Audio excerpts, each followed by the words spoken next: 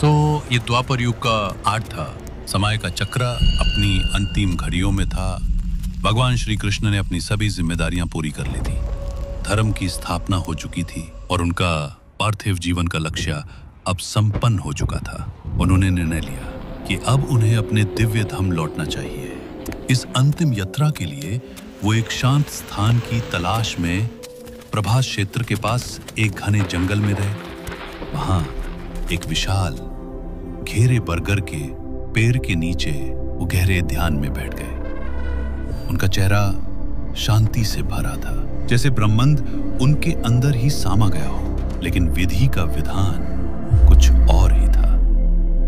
उसी जंगल में एक शिकारी था, जरा नाम का। उसकी दृष्टि तेज थी, पर गलती उससे हो गई। उसने श्री कृष्ण के कमल जैसे चरण को पेड़ से झूलते हुए दूर से एक हिरन समझ लिया, एक पल की भूल, और उसने अपना तीर छोड़ दिया।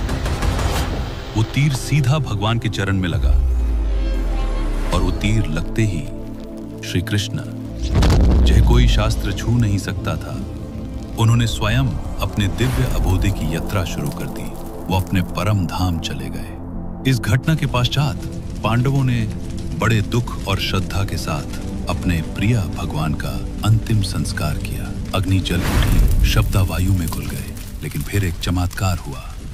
भगवान श्री कृष्ण का जो हृदय था, उनका ब्रह्म द्राव्य, वो जला ही नहीं। अग्नि की लापतें उसके इर्द गिर्द घूमती रहीं, पर उसे छू न सकी। वो ब्रह्म द्राव्य, वो दिव्य हृदय एक अलौकिक प्रकाश से दीप्तिमान हो रहा था। यह कोई साधारण वस्तु नहीं थी।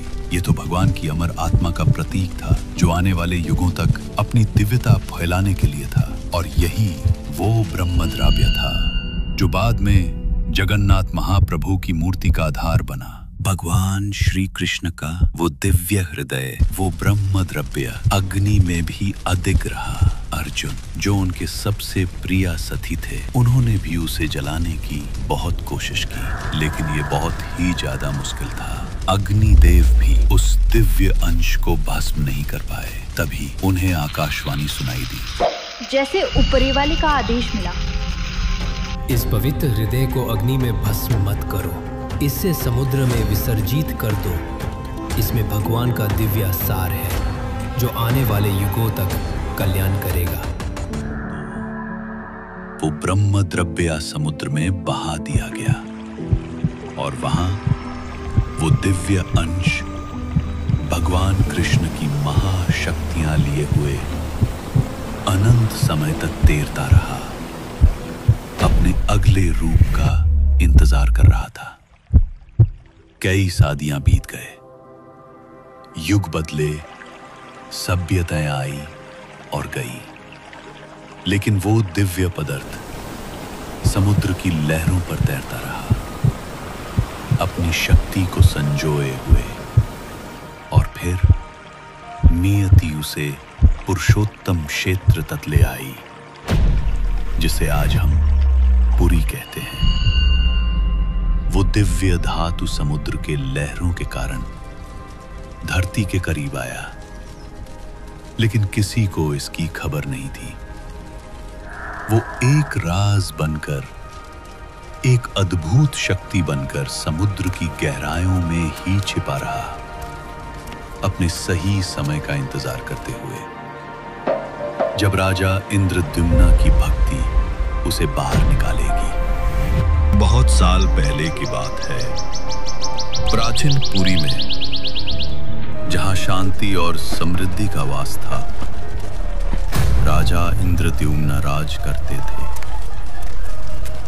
उनका शासन सिर्फ राजनीति से नहीं, बल्कि धर्म और न्याय के मूल्यों पर गहराई से आधारित था। राजा इंद्रद्युम्न सिर्फ एक शासक नहीं थे, बल्कि वो तो एक परम भक्त थे।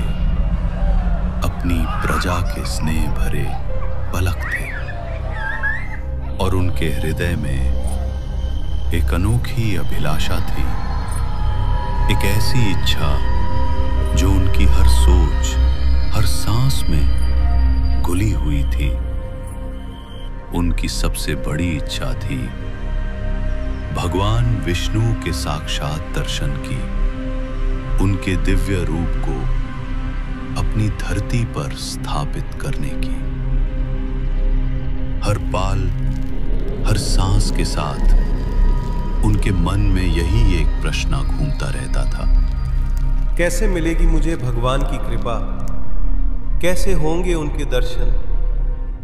कैसे होंगे उनके स्वयं रूप मेरे राज्य में स्थापित? रात गहरी थी और पुरी नगर गहरी नींद में सोया हुआ था, लेकिन राजा इंद्रद्युम्न की नींद आज आम नींद नहीं थी। वो एक ऐसे लोक में प्रवेश कर रहे थे जहां स्वर्ग और पृथ्वी एक हो जाते हैं। एक रात राजा को एक अद्भुत स्वप्न आया। भगवान विष्णु स्वयं प्रकट हुए। उनकी दिव्य छवि से पूरा स्वप्न लोक प्रकाशित हो उठा। राजा इंद्रद्युम्न उन्हें देखकर निश्चल हो गए।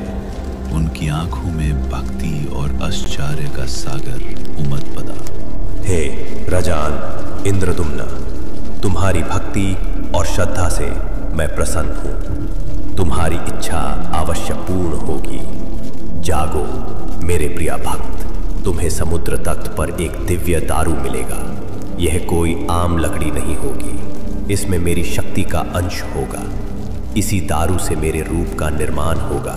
3 अद्भुत प्रतिमाएं जो दुनिया को मेरे आशीर्वाद का दर्शन कराएंगी। भगवान का संदेश राजा के हृदय में समा गया। ये सिर्फ एक स्वप्न नहीं था, ये तो एक दिव्य संकेत था, एक आशीर्वाद था जो उनकी लंबी इच्छा को पूर्ण करने की दिशा में पहला कदम था। जब राजा की आंख खुली तो उनका मान शांति और नए उत्साह से भरा था। अब उन्हें पता था कि उनकी खोज कहां से शुरू होगी। सुबह होते ही राजा इंद्रद्युम्न ने एक पल भी नहीं गवाया। उनके मन में भगवान विष्णु का संदेश ताजा था और उनकी आंखों में एक नया तेज था। उन्होंने तुरंत अपने सभी मंत्रियों और सैनिकों को आदेश दिया, उस दिव्य दारू की खोज करो जो समुद्र तट पर मिलेगा। राजा का आदेश स्पष्ट था और फिर हर दिशा में खोज शुरू हुई। सैनिकों ने घने जंगलों को छाना, नदी किनारों की तलाशी ली और तातीय क्षेत्रों में कदम कदम पर ध्यान दिया। 3 हफ्ते में बदले, हफ्ते महीनों में, लेकिन दारू का कोई निशान नहीं था। कुछ लोग निराश होने लगे थे, लेकिन राजा की श्रद्धा अधिक थी। और फिर जब सबसे ज्यादा निराशा छा रही थी, जब उम्मीद की किरण धीरे धीरे कमजोर पड़ रही थी, तब एक दिन समुद्र तट पर उन्हें मिला वही अद्भुत तेजस्वी दारू। ये कोई आम लकड़ी का टुकड़ा नहीं था, ये तो स्वयं प्रकाशित हो रहा था। उसकी दिव्यता उसके हर रेशे से झलक रही थी, मनो भगवान स्वयं उस रूप में प्रकट हुए हों। वही उस दिव्य दारू को बड़े ही सम्मान और उत्साह के साथ समुद्र तट से उठाकर नए मंदिर के नजदीक एक पवित्र निर्माण स्थल पर लाया गया। हवा में एक नया उत्साह था, एक प्रतीक्षा थी। अब क्या होगा? कैसे ये अद्भुत दारू भगवान का रूप लेगा? मंत्री जी, ये दारू दिव्या है, लेकिन इसे उकेरेगा कौन? कौन इतना निपुण शिल्पकार है जो भगवान के इस रूप को इस दारू से निकाल सके? महाराज, हमने सबसे बड़े शिल्पकारों को बुलवाया है, पर किसी में इतनी शक्ति और दिव्य दृष्टि नहीं दिखती। राजा और उनकी प्रजा चिंतित थी, लेकिन तभी एक अद्भुत घटना घटी। एक वृद्ध शिल्पकार के रूप में भगवान विश्वकर्मा स्वयं आए, मानो स्वर्ग से उतर कर आए हों। उनके चेहरे पर ज्ञान और शांति का तेज था। विश्वकर्मा, जो स्वर्ग के महाशिल्पकार हैं, दारू ब्रह्मा से मूर्तियां बनाने के लिए राजी हो गए, लेकिन उनकी एक खास शर्त थी। उन्होंने कहा, मैं ये काम जरूर करूंगा, पर मेरी एक शर्त है। जब तक मैं इन मूर्तियों को पूरा नहीं कर लेता, मुझे पूरी तरह से अकेला रहना होगा। कोई भी किसी भी हालत में मेरी कार्यशाला का दरवाजा नहीं खोलेगा जब तक मैं खुद बाहर आकर ये ना कहूं कि काम पूरा हो गया है। विश्वकर्मा ने आगे बताया कि उन्हें यह अद्भुत काम पूरा करने में 21 दिन लगेंगे। इस शर्त पर सब सहमत हो गए और विश्वकर्मा अपनी कार्यशाला में चले गए, जहां उन्होंने दारू ब्रह्मा से मूर्तियां बनाने का काम शुरू कर दिया। बाहर सब इंतजार कर रहे थे उनके दरवाजे खुलने का और भगवान की मूर्तियों के प्रकाट होने का। दिनों दिन उस कमरे के अंदर से मूर्ति बनाने की आवाजें गूंजती रहीं। कभी चीने की लेबड़ ठक ठक तो कभी आरी की रगड़। लेकिन जैसा कि निर्धारित समय समाप्त होने वाला था, विश्वकर्मा के काम की आवाजें अचानक शांत हो गईं। दिन गुजारते गए और कार्यशाला में एक गहरी चुप्पी छा गई। रानी चिंता और उत्सुकता से व्याकुल घबरा गईं। उन्हें डर था कि कहीं उस बूढ़े शिल्पकार को कुछ बुरा तो नहीं हो गया, कहीं वो अंदर बीमार तो नहीं पड़ गए या उनकी मृत्यु तो नहीं हो गई। राज इंद्रद्युम्न को शुरू में तो संकोच हुआ कि वो उनकी शर्त न तो दे, पर रानी की जिद और उनकी सच्ची चिंता ने आखिरकार उन्हें मन लिया।